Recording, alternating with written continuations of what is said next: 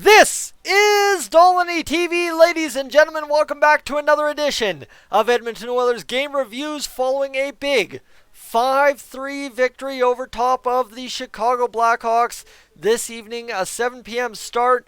And you know what? She was nervous times in that first period. Blackhawks were getting back into it, and then of course things got a little bit nervous in the second, and then don't you worry. Things got exciting there in that third period. If you're like heart pounding, exciting hockey down the finish. That's all it comes down to. And the Oilers hung on 4-3, absolutely lit up that third period defensively, got the job done. Draisaitl with a 99. Sent Dono on the stream right before I headed out. Thank you so much, Draisaitl, if you're watching this.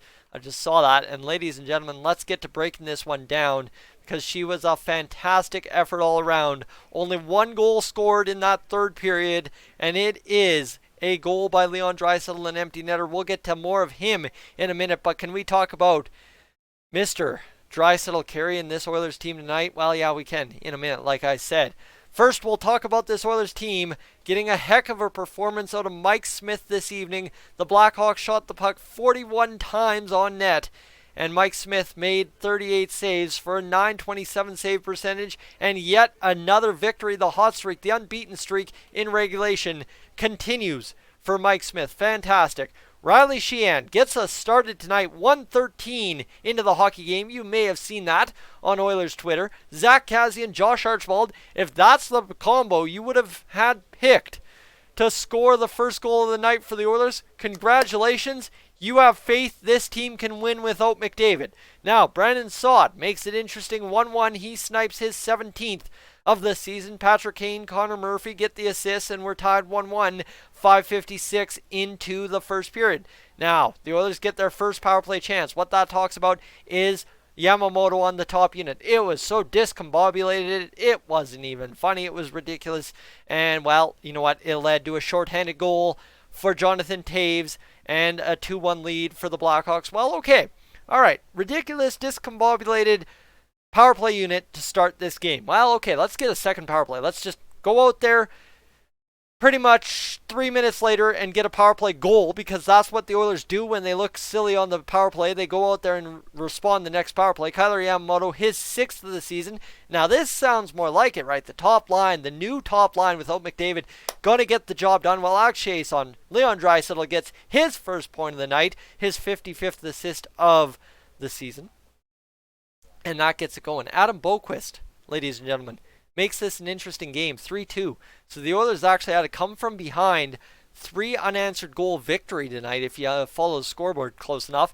Adam Boqvist, well, this was just a terrible play. Like, honestly, I could break down all 3 terrible defensive plays that led to all 3 Blackhawks goals, but the fact that we won 5-3, I'd much prefer focus on the positive than the negative, because I don't want to be that guy who's complaining about a clutch 2 points in the Pacific Division right now. So Boqvist, bad defensive play by the Oilers, whatever, it leads to a goal, and it's fine and dandy, because Kailer Yamamoto, the guy who just responds all night, right? He responded to the Toews shorthanded goal against, well, okay, he responds with the power play goal 2 minutes later. Well, how about 2 minutes later, he gets a goal, his 7th of the season, 2nd of the night. Nuge, Draisaitl get the assist. Dry give him 2 points on the night. Oh, we're not done there yet, because Nugent-Hopkins give him 2 points on the night a minute later, pretty much, 4:50 gone in the second period. 15th goal of the season for Nugent-Hopkins. Draisaitl's 57th of the year. And let me tell you, both goals, like the Kailer Yamamoto goal, hard work, pucks in the blue, batted home. Same thing with the Ryan Nugent-Hopkins goal, pucks in the blue, batted home. You know what? Go back to the Riley Sheahan goal, pucks in the blue, batted home. And that's fantastic to see. Leon Draisaitl, 57th goal of the season, or 57th assist of the season, 3rd point of the night.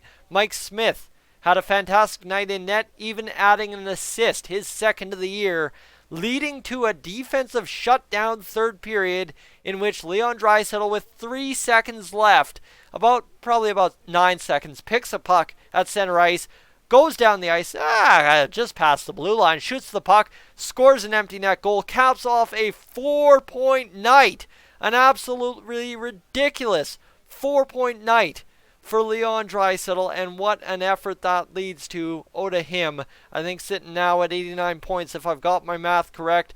The shots 41-31 for the Blackhawks. The Oilers out-hit them 26-17. Oilers out-face-offed them 32-29. Took more penalties, but just what it is. Now, key stat that moderator Tim and I were looking at tonight for a sign of Edmonton Oilers' success this evening, right? The Oilers, if they wanted to win this game, had to do this. How about give away the puck less times than they took the puck away? 11 giveaways currently listed on sportsnet.ca to the 12 takeaways for the Oilers. Blackhawks were 500 in that category, 8 and 8. Now the block shots, 11 for the Edmonton Oilers, 8 for the Chicago Blackhawks. See, that's where I'm getting it. It's Spriddle, Blackhawks playing in my head, I guess.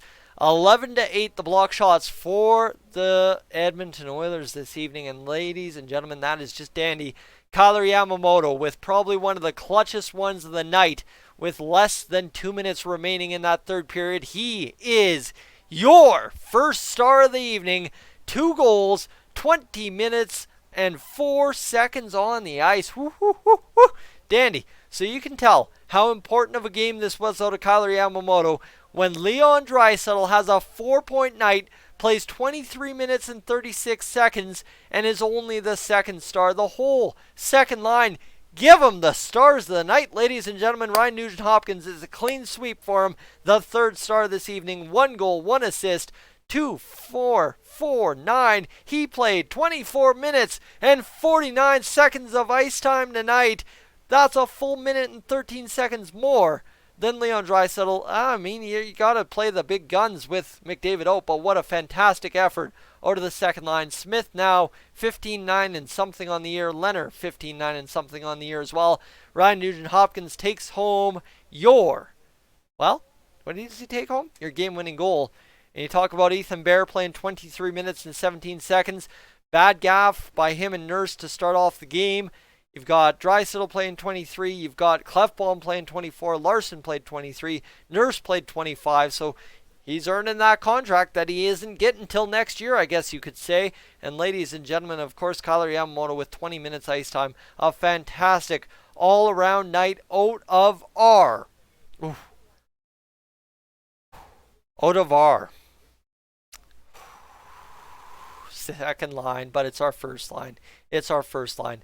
And this is, to a degree, exactly what we needed to see out of the Edmonton Oilers following the news that Connor McDavid is going to be out of the lineup for 2 to 3 weeks. Ladies and gentlemen, nervous times down the stretch. That's why I was so nervous in that live stream down in that third period is right, we've been taught all year this year, don't trust the shaky D.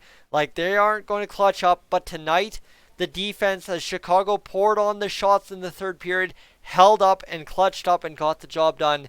And I mean, my heart is pretty much ticked out after that one. That was heart pounding there, especially Chicago called that timeout. We kept Yamamoto out there, and I was a little bit scared. I was concerned. I thought, oh man, we're playing them just like we would with the McDavid line when it was McDavid, Draisaitl, and Kassian. We're going to cost ourselves a game, and that's scary. But let me tell you, we just didn't. Now, the only other thing I really have to say post-game out of this one, other than what a fantastic effort it was out of Mike Smith, is simply said, everybody did their job to perfection, right? Colby Cave's line, they weren't really noticeable, but that's fantastic, right? You've got Kara, Cave, and Russell on the fourth line, and nobody noticed them doing anything bad or good other than Kara getting stood up by Kirby Dach. I'm good with that. I'm dandy with that. That is fantastic. That's what you want out of a fourth line. The third line, Haas, Chason, Gagne. Again, really nothing noticeable. Maybe a missed cross-check on Gagne, but you notice anything else? No, they didn't cost us the game. Good. Second line, which is somehow Sheehan, Archibald, and Kassian. Yeah, that's the state of the Oilers, but that's the second line. They were working. They were hard grinding tonight and getting the job done. Fantastic. And I've already talked enough accolades this evening about that first line. My goodness, that first line was so dandy, it's not even funny. But again, at the end of the day, What's going to be lost in this is everybody's going to see Mike Smith gave up 3 goals in a 5-3 win, but what they're not going to see is the guy came through in the clutch again, made the big saves when the big saves were needed, got good defense when good defense was needed. The Oilers played a strong offensive game. You know what? They shot the puck 31 times. That's right about average. They got the puck on net. They scored goals. They got it in the blue. They scored goals that way. Fantastic all-around effort out of the Edmonton Oilers. Guys, I'm Tyson. This is Dolynny TV. Thank you so much for tuning in to tonight's game review. I will catch you tomorrow afternoon when we'll discuss this whole McDavid situation a little bit more. Guys, I am up on out of here.